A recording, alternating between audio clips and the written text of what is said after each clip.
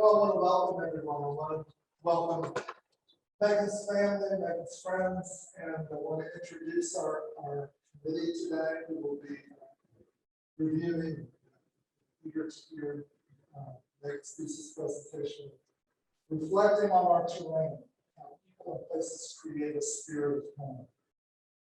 I'm Mark Dolan, Associate Professor of Journalism on the committee. Professor Joe Atkins, author of numerous books, most recently a biography of Gary Sam, published by the University of Kentucky Press. And also I'm happy to have Interim Dean Deb Mayer with us, who is. I'm sorry, late. Oh, sorry. Okay, you're busy with me. She's very busy. And so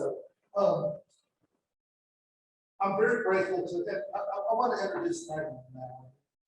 Megan is a broadcast major, religion minor. She has a specialization in social media. She's done incredible things in the 4 years that she's been here. And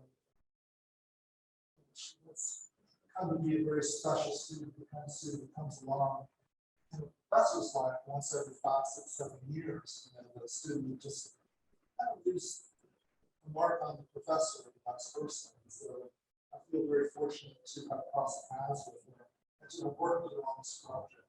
So, I think her energy and joy and spirit is reflected in the proud folks that we have. So, that's part of it. I think that says a lot. So I know I'm stumbling kind of awkwardly, but I just wanted to introduce her and also say a couple of things about how we will proceed. So Megan will present her thesis, and upon the conclusion of that presentation, there'll be a period of question and discussion. The committee members will ask questions first, or comments. And then after that's kind of exhausted, then everyone else can weigh in. So if they want to say, ask what they want to ask. And when that part is finished, what will happen is that we will excuse everyone, including Megan, and she'll go to a sort of a breakout meeting, more of a breakout space anywhere. And then I'll text you back in a couple of minutes and let you know when I come back in. We'll be deliberating. You all won't come back at that point. But we shouldn't tarry too long. We won't be too long because I know there are limited seating options right now in the park. So I'm very appreciative to have you all here. And with that, I'm going to turn things over to Megan and let her begin. Thank you, Dr. Dolan. So can y'all raise your hands if you have been in Farley before, this building that you're in? Okay, so a lot of us have. And if we've been in here before, that probably means that we have a memory associated with the place. So my first memory in Farley is when I was in high school and I came on a tour and I met with Charlie Mitchell and talked about the possibility of attending Ole Miss. And then when I came here in this room, Farley 202 is where my first class was. It was Journalism 101, Monday, Wednesday, Friday at 8 a.m. with Dr. Smear Hussey, and I sat up here in the front, about where Dr. Dolan was sitting. So after that first class, later on in the semester, I wandered into my academic advisor, Dr. Dolan's office, and talked about how unhappy I was at Ole Miss and how confused I was about what I wanted to do with my life. He then walked me down to the hallway to Dean Winger's office on my third read on my thesis, and they somehow convinced me to stay here, and here I am presenting my senior thesis. In Farley 202, this room is also where my campus ministry used to meet. It's called Delight. It's an all-women's ministry, and the friendships I have made here have been so transformative and foundational to my life at Ole Miss. And going all the way back to the 1960s, Farley was actually the law school, and this is when my great-grandfather, Joel Glass, was a law professor here. So I like to think that he taught on this very stage. So identifying our homes and where we feel comfortable and where we have memories associated with it is important. And this thesis is simply about slowing down long enough to recognize where our homes are and what they mean to us. So in the spirit of my family, for my senior thesis, I've decided to invite people into my home with reflecting on and explaining how people and places create a spirit of home. So my first idea of home is Oviedo, Florida. It's just outside of Central Florida. And growing up, I wanted nothing more than to leave, and I thought everything would be fixed if we went somewhere else. Once I left, I realized that home was the guiding force of my life. And once I came to Mississippi, I missed every single thing that I Used to despise about Florida. I miss the heat, I miss the busy roads, and the largeness of our schools. Everything about it suddenly seemed magical. And I wanted nothing more than to return to the comfort and love and familiarity of home. So my next home is the University of Mississippi, and anyone here who knows me freshman year knows that I did not like it here at all. And it was just totally that feeling of not being home, and that feeling of having your walls up and feeling guarded. So what did it take to make Oxford home? It took time, it took vulnerability and creating new relationships and opening up to people and new experiences, and just allowing myself to have roots here. And it always makes me think of season 9 in The Office when Creed Bratton says that human beings have this remarkable ability to make any place home, and Oxford has really taught me that. Oxford has also taught me that the walls of the home itself don't matter. Turnberry, the apartment that I've lived in, literally has peeling paint, it has uneven floors, it's tiny, but that is the space that we love so much. So my third idea of home is called Camp Yoga. It's a summer camp that I work at in Louisiana. And this has taught me the importance of having a spiritual home, and that is something within us that we can safeguard and that we can use. And once we feel spiritually at home within ourselves and we have that, we're able to create others from the viewpoint of already feeling loved and affirmed and comfortable within ourselves, so we're able to just love without asking for anything in return. So home is this minimized idea in American society. It makes us think, what is that feeling of being at home? And it's something that's hard to put into words, but I think each of us kind of have that same feeling associated with home, even though the places are so different. So this thesis looks at what home is, what people define it as, and what role that plays in their lives. So to do this, I utilized 3 different authors, Bride, Morris, and Arlene, and they've all written about home, and genealogies have been used for a long, long time, simply because of their importance in tracing family. So they've especially been used during times of concern about the family, and I believe that we're living in a time where we should be concerned about family. There's very high divorce rates, there's decreased family time, and also we have been through a pandemic that we were set back to be with our families in our houses and reflect on exactly what that means. So to do this, I utilized oral history, which has also been used during times of societal upheaval, and I would argue that the dismantling of family is a time of societal upheaval. And the product of this thesis is long form stories. And I chose long form simply because home is all encompassing to our lives, and there's a great amount of context and content required to explore home, and long form simply allows the workshop to do so.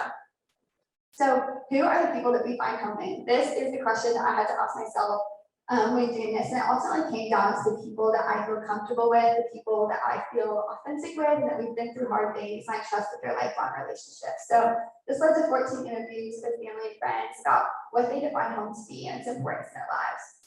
Travel was also required because home is very tangible, and it's important to be there to talk about it. 3 of the interviews I conducted had to be conducted on Zoom, and those are by far the hardest interviews depth-wise because there wasn't that face-to-face interaction. So this leads to a collection of long-form pieces exploring home, and begins to the personal essay to show the lens through which I see these individuals. So home for college students is hard because we have an address at home, we have a mailing address here, which often isn't the same as our physical address, which is the same as our driver's license. And it's just this messy web of where are we from and what does that mean? So this thesis is about exploring the idea of home that becomes so prevalent for college students. The spring semester of my freshman year, I traveled home 25 of the 109 days because I wanted nothing more than to go home, as my professors knew.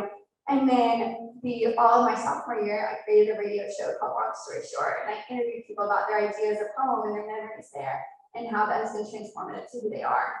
And then, of course, last spring, we were all sent back to our houses to quarantine, which really is what spurred the thought of this thesis.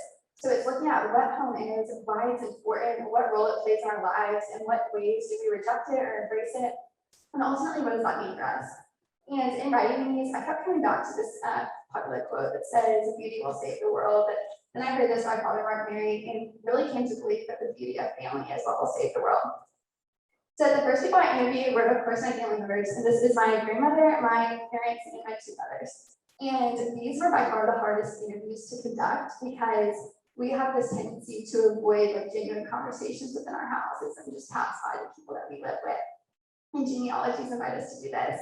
And the way I explain how this is hard is my dad is literally my best friend. He doesn't believe me when he says that, but now I've told you all, so don't believe me.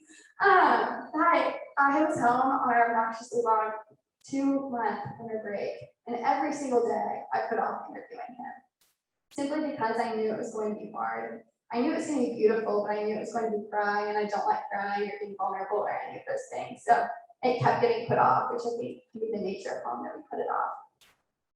So my grandmother talked a lot about creating a home and the importance of creating a home, and how it's about the little things, the good conversations, the family dinner, and being intentional in making your home a happy place.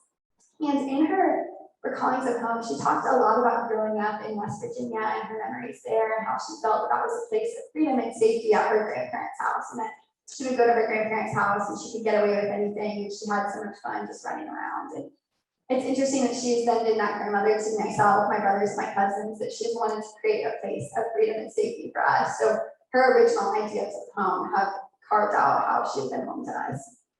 My grandmother has also been a widow 2 separate times, and that is pain unimaginable. But from that, she talks about the ability to be at home within yourself, and that you need to be able to be in the walls of your house by yourself. And she says that you can turn the music on, but ultimately you can't leave it on. And you have to get through that and be able to be in your house by yourself and feel at home there in order to welcome others in. So the second group of people I interviewed are the early on, like, formative relationships in my life. So these friendships, we've been through a lot, and I would say they are stronger for it because they have seen great life changes, and we have just grown together through experiences and through changing personalities as we've grown up. So together we have learned about revering the old while embracing the new. And these people, their houses, their families have provided homes for me away from my own. So Johnny Lawrence is one of these people, and he is from Oviedo, Florida, lives in my same neighborhood. And when he talks about Oviedo, he makes it sound like it is the best place in the entire world. Like, our shopping plazas are so much better than everyone else's, and our public schools are so much better than everyone else's, which is just funny because I would never describe it that way. And he says he doesn't know if he would have connected with another place as much, but ultimately he said, how would I know? Home seems so ingrained in our identity and who we are, but really it can be anywhere. It just happens to be one place, and then we have that for the rest of our lives to carry with us. So we love home, we have a desire to be there, but we also have these competing desires. And the reality is that at some point we leave. So Johnny's competing desire is to pursue his athletic career. So he plays basketball at Vernon University in Greenville, South Carolina. And in talking about Greenville, he feels so not at home there. Basically every single feeling I felt freshman year, he's continued to feel that. And I would say that it's because he hasn't had the opportunity to create roots there like another college student. He's constantly traveling. He literally lives with a suitcase already packed on his floor. But the one place he does feel at home in Greenville is at the basketball arena. And I would say that simply because that's where he spent the most amount of time. That's where he's been forced to create relationships and to be himself. So the last group of people I interviewed are the later on people in my life who have come along later and taught me really what sisterhood is. And growing up with 2 brothers, that word terrified me. But having a woman has shown me the freedom and joy that's supposed to come in friendship. They've also taught me about the ability to create a home away from our original homes. And I think it can be harder to get to know people in college because most of the people here haven't been able to sit in my family room with my family. They haven't had dinner with my family. We don't know each other in that way. So these stories were difficult to write, and that I haven't sat in their living rooms. I haven't gotten to know all of their parents. So it was simply based off of things they told me that I was having to piece their memories together. So Kendall Grant is one of these people, and Kendall is from Charleston, South Carolina, and she lives in this big blue house with tall ceilings, and she has a balcony outside of her bedroom, and it's just a quick walk to the beach. And in this house, she talks about memories of getting ready for holidays with her family and riding scooters with her brothers. But I count her alongside those memories. She also has lots of memories of home being hard. As early as high school, her parents started living in different houses. They had always fought. There was always a lot of tension. And they don't live together today. And from that hard experience, she talks about this idea of mourning home and mourning your childhood, realizing that what we have is like this moment in time that will never be the same again. So she talks about how we need to celebrate the memories and just hold the good ones tight. And they don't fix anything, we can't bring those times back, but that we can use those memories as a compass with which to navigate the rest of our lives. So she said that our homes of the world are ultimately broken and cannot sustain us. So from that, she has learned to find her home in God the Father, and she brings the spiritual element of home to the physical by writing words of scripture all around her room and embracing the truth in that way. Another story she told me, which I didn't know, was in elementary school, literally in like first grade. She started reading her blue and silver boombox, playing in her bedroom when she would leave for school. And she played 100.5, it was called His Radio, it was the Christian music station in Charleston. And she said that she couldn't leave her home not knowing that the room she slept in was being filled with words of truth while she was gone. So what does all of this mean? I would say that home brings about our most core desires within us. It brings about the desire to be fully known and fully loved. And from that, we're able to be authentic and to have our walls down, and then we can rest and heal. Home is massively important to me, but I have never asked any of these 14 individuals what home has meant to them. And in asking them, I learned that it was one of the most, if not the most important things to their lives, only second to family or faith, which they also found inseparable from home. And regardless of how good it is, it can be hard to talk about because we want people to view our homes in positive ways and we don't want to talk about the bad. And again, like I talked about my interviews, my job being put off, sometimes we avoid those conversations within our own homes as well. So while it is difficult to discuss, these interviews also have great similarities with one another. It's really sweet to read all 14 stories and recognize the things they said were the same. For instance, a lot of people talked about the ability to fight with their siblings, but to love them more than anyone else. Another recurring thing was my friends Sarah and Campbell had never met each other, but they both talked about how every single Friday of their childhood, they would have pizza and a movie with their parents, and that's one of their favorite memories. Additionally, my mom has always decorated for our birthdays the night before. She loves that tradition, and I didn't know that my friend Sarah's mom has also always done that for them, and that's something Sarah now does for the people she lives with, and that's something I've now carried on to people I live with.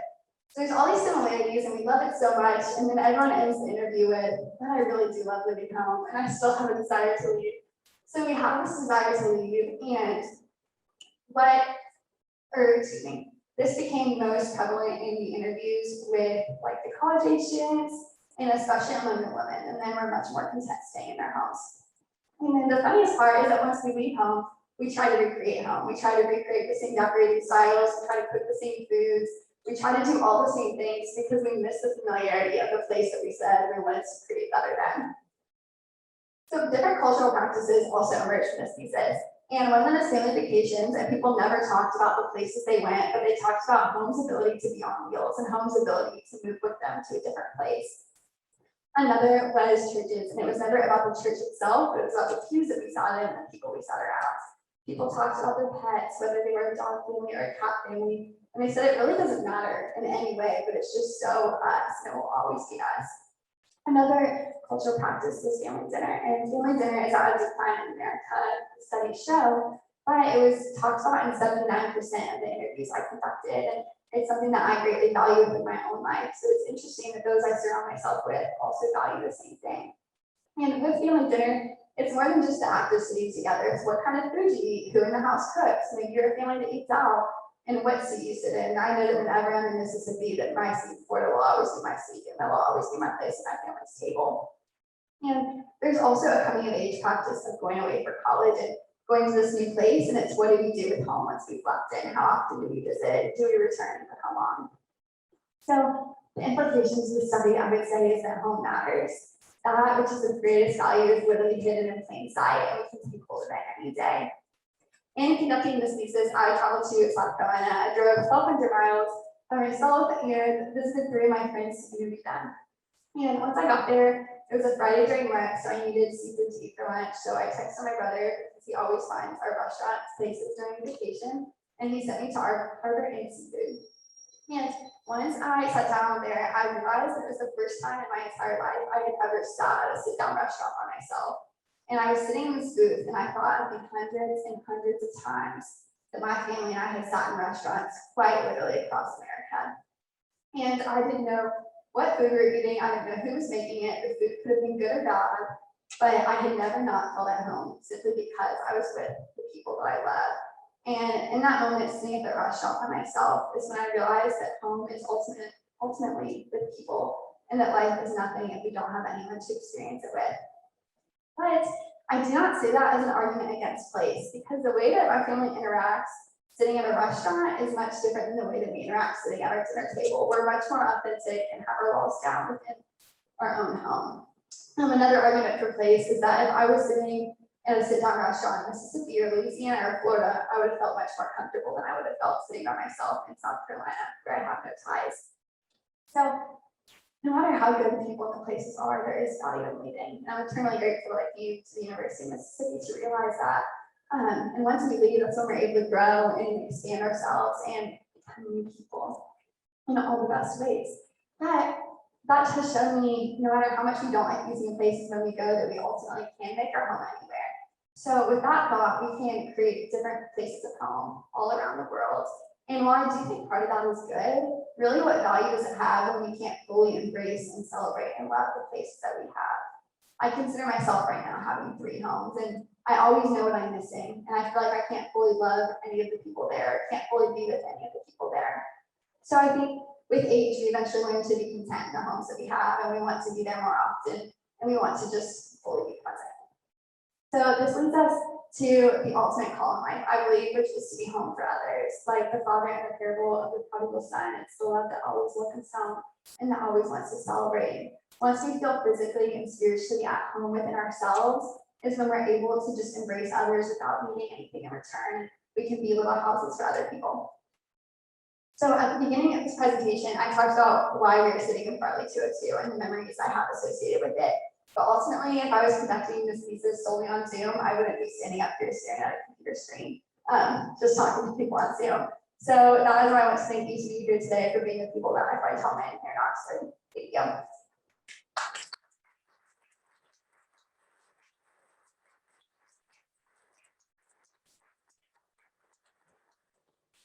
Thank you very much, and some following, very complicated on so many levels. I am going to, however, to defer to my colleagues and let them begin with questions and comments, and so you all proceed. Megan, I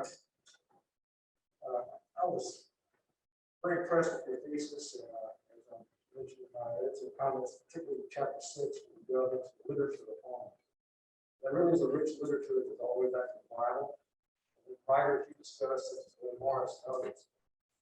Willie Morris went to New York City, he lived there for many years, and then he came back home to Washington, Jackson.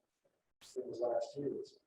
Another writer I mentioned to you in our editing was Thomas Wolfe, the Russian writer.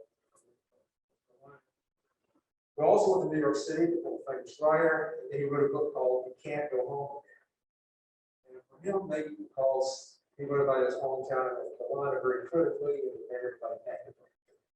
But it could for others too, if you're gone for a long time, come back home. It's changed in many ways. How do you respond to the challenge of this comment? Professor Atkins. For those on Zoom, Professor Atkins asked about the response to You Can't Go Home Again.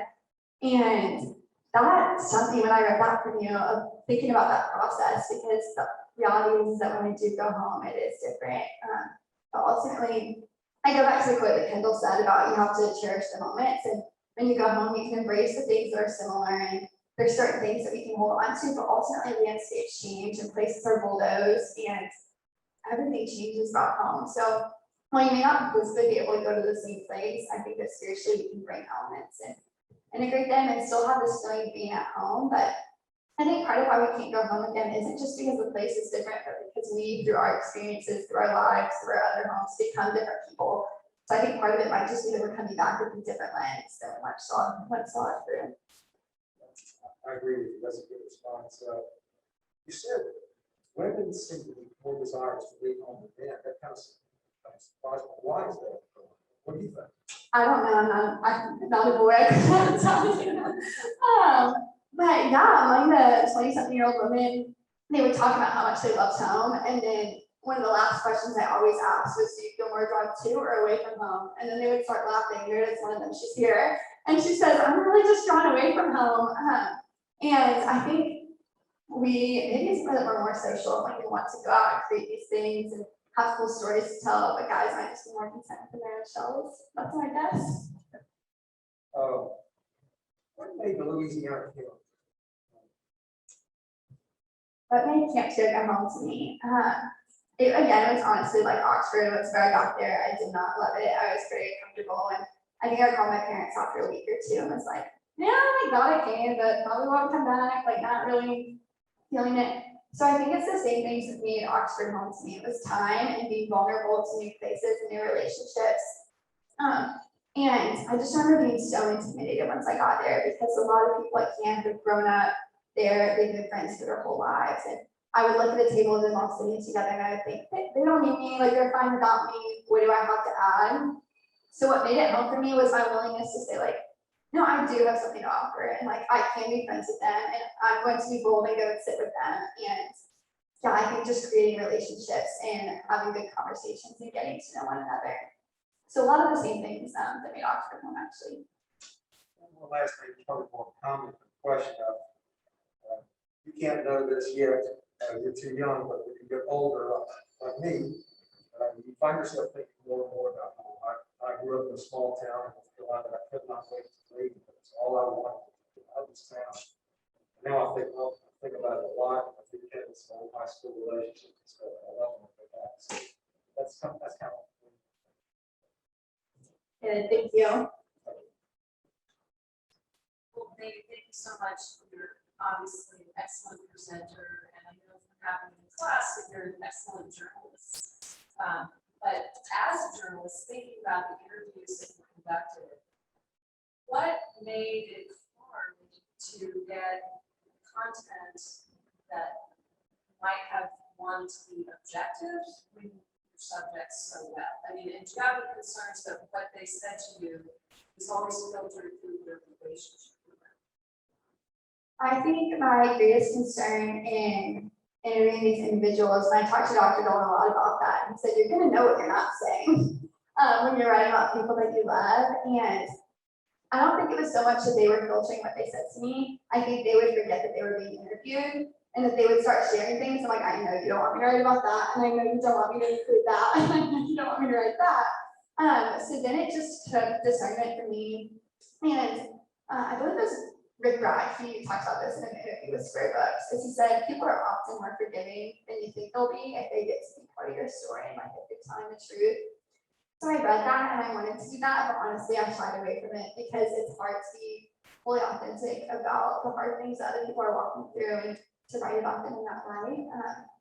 But once I read the stories and touching upon those hard things, but not necessarily having to explain, I believe that the tension is still felt simply because the reader brings that tension within themselves, that they're able to understand, yeah, it's really great, but there's like this underlying factor. And I think people can kind of fill that in rather than me having to explain someone's difficult parts of life, because often those are difficult parts of a relationship, not really them and home itself. How do you think Thesis would have changed? Have you spoken to anyone who never left home? There was one individual I interviewed, I believe one, my friend who's in college right now, still lives at home. So I guess that could be an example of what you're asking. And when Haley talks about home, she's like, I just can't picture anything else. And I know that one day, like, we are going to leave and we're going to move out, but it just seems so simple to her that it was hard for her to answer my questions. And she'd be like, what do you mean by that? Because it's things that I've contemplated so greatly because I have been away. So I think it's a much more interior reflective process for those who haven't left home, and harder for them to identify what exactly home is, because it truly is their entire lives. And they've always been in that same place, and it's so foundational to who they are. So I definitely think it would have been harder to write about without changes, and it was definitely harder for them to be interviewed as well. Thank you. Last question. If you could imagine this, although I know after someone writes a thesis or dissertation, you're like, never again. But if you could imagine going back to the same subject matter, back to the same thesis, are there things you would do differently or things you would change? Now, the first thing that comes to mind I would do differently is I would have worked harder with a break. But when I was talking to Dr. Dolan about it, he's like, well, that's the nature of home. It's once we're there, we don't want to work and we want to just be able to sit with our families. Now, I think the more structural thing that I would have changed is, again, how I put off the interviews. I wish I would have embraced them more. And this is something I got to do when I went to South Carolina, is I got to spend a day with the person so they could tell me about home. We could go around to the places and kind of do that kind of interview where it's like day long, it's a sit down and tell me this, and just have really like a day marked off for each person. I think would have been extremely special. Thank you. Megan, I just have really one question. Go to the material again.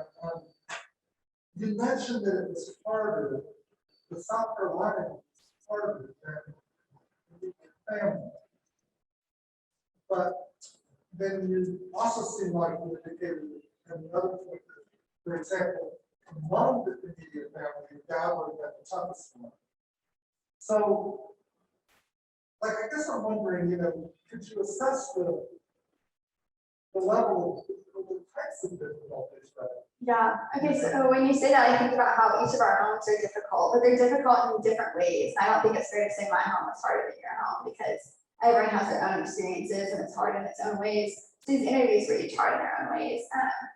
I think the ones in South Carolina and really like my college friends, almost friends, those were hard because as a writer, I hadn't been to the places to see, and they would try to explain things to me, and they're like, just look at this picture and like put it into words. So that was hard in that like descriptive manner. And then the ones from home were hard in my ability to engage in conversations the same way I would, because with my friends, I feel like it became more of a conversation, but with my family, I kind of like ask a question, they answer, and I'm like, okay, the next question I have written. So that I think is more of a discomfort in interviewing rather than the discomfort in writing. And then I think the third kind of discomfort was in writing about family, me thinking that it's so ordinary. And I remember I called you and I was like, my brother's stories are not good. Like, it talks about how one of my brothers watches The Office and the other one like messes with cars. But then you read it and you're like, no, these are just as valid as the rest of them. So I think it's that home seems so arbitrary to us, but really to anyone outside, there's something beautiful about it. And our homes like are incredible to anyone outside. Well, see, that's kind of what I wanted to get at, and also about the comment, is that, it may seem difficult to elicit the responses that you want using the kinds of interviewing techniques that we're become accustomed to in journalism. So when you conduct these formal interviews with people outside of what you know, it's just different when we try that out with family. It's kind of like it seems artificial to them. It's like, what are you doing? You should just be yourself. But we tend to overlook the huge advantage that we have because we have that advantage of perspective. You're the insider for your family, and nobody else has that story. So folks that are writing about home, that are writing about family, which is a completely legitimate subject to write about. People write this about family all the time. And when you think about the number of reality shows that we're based in the last 15 years on home, it's always inside someone's home, inside the Kardashians or Osmonds or the God growing up God.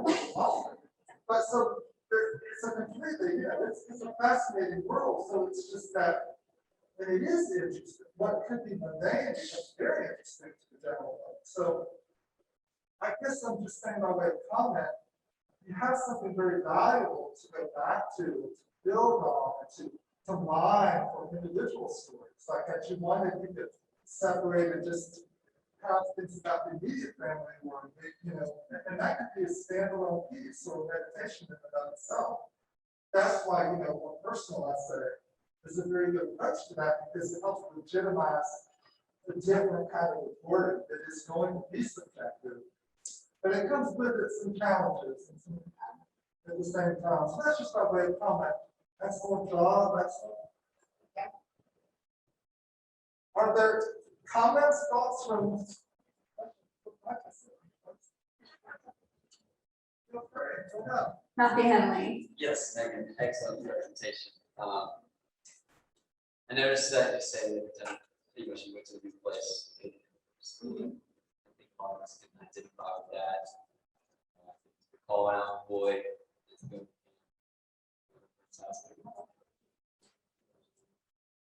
So I guess you're going to move to a new place now. Again. So what are some of the things you're going to do to adapt quicker, or what are some things you recommend? For instance, to you, Matthew. So I think, and I learned this a little at Ole Miss, but then at camp it was really magnified. And what I want to carry forward in moving to new homes is that we have to find home within ourselves, and we have to be confident in the people we are and realize I can be a gift to someone, and like my friendship isn't a burden, and like someone might actually want to be my friend. And I think just not have that constant doubting voice in our head, but coming to a place of already being affirmed and accepted within ourselves and within God and within the other people cheering us on as we lead. I think if we approach it with that, from that state of heart, instead of like waiting to be affirmed and like waiting to see how people respond, I think just assuming, yeah, like we might not be best friends, but I haven't done anything that they're gonna dislike me that strongly for. I think just approaching it with that mindset is a huge game changer. Thanks, Matt.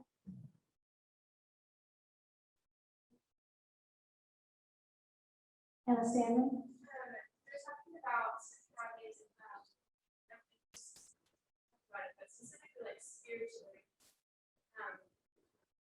so that there's a value in finding a home in like God the Father, in order to be a home for others. And I'm just kind of wondering about like, maybe people are able to still like find home and still be home to other people without even without having that spiritual aspect. Curious, like how does that? Yeah, I think having home without a spiritual aspect is possible when the homes that we come from are steady. And I think we hear of a lot of people saying they grew up in homes, it's like parents and siblings, like everything was fine, everything was great. So we can find identity in that when it's all going smoothly. We can love other people and feel accepted and feel fine as long as it's going well, which is totally valid until home isn't going well, because the reality is that these outside things happen and like people lose jobs, relationships change, and that's just the reality of it. So then I think at that point it becomes hard to find home, just physically, like just with people and not with something exterior, because all the things in this world are guaranteed to change, like that is promised to us. So yeah, I think once it changes, then there's this period of, yeah, I don't have the home, I don't have the comfort within myself to offer the stability to other people. And then hopefully eventually we get back on a stable path, we have another stable home, we feel fine about life and home, and then something happens and then we don't have that again. And it's funny, when I started this thesis, not my hypothesis, but I really did think the final page would say, ultimately our home is not in this world. Like I was just dead set, yeah, this is what it's gonna show us. Like home is good, but ultimately, but yeah, there is value in having homes, like there is value in the physical, and we're meant to create roots, like we're meant to have relationships and to be with people. So it's the combination of physical and spiritual, but I think you have to recognize that the physical is like very prone to change, and then we don't have that anymore. Yes. So it's talking about the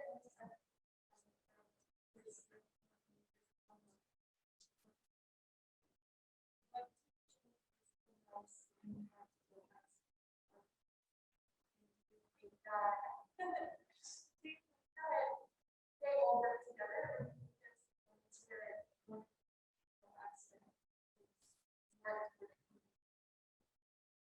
Oh, that's hard. She asked us like the spiritual, the physical, or relational homes, like which is more important and when is each one more important?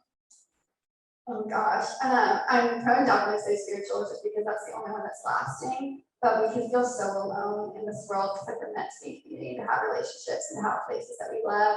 So I really do think it's the intersection of all three. And I think it's cool how the physical can sometimes overlap.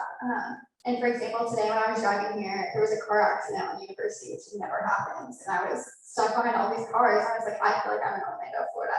Like I'm being taken back physically. And once I stepped outside today, I said, oh my gosh, it's humid. I feel like I'm in Orlando, Florida. And my dad informed me that I forgot what humidity is like. But I think it's humid today. So I think that physical can transcend to different places, which is really cool. And relationships, thank God for FaceTime, can transcend to different people or places. And spiritual is just always with us. So I think that all of our life culminates really to those three. And relationships, I would say, are probably more important than place, but I don't think that we should just like comfort of place we give. So I think those are like kind of the big three that we can focus on, practice, and become excellent in to live like the most whole lives possible. Any other questions? Hearing none, thank you all very much, and you all are free to leave at the sort of find spaces, hang out, and Megan will just text. So Megan is your brother that gives you a hard time for saying his story was boring. That's what they said. They're like, our lives are boring. And my older brother literally said, could you not have chosen a more important subject matter? And I'm like, yeah, you haven't lost home yet. You don't get it. So Megan, do you agree with your thing, with the bond, it's real close like? Yes.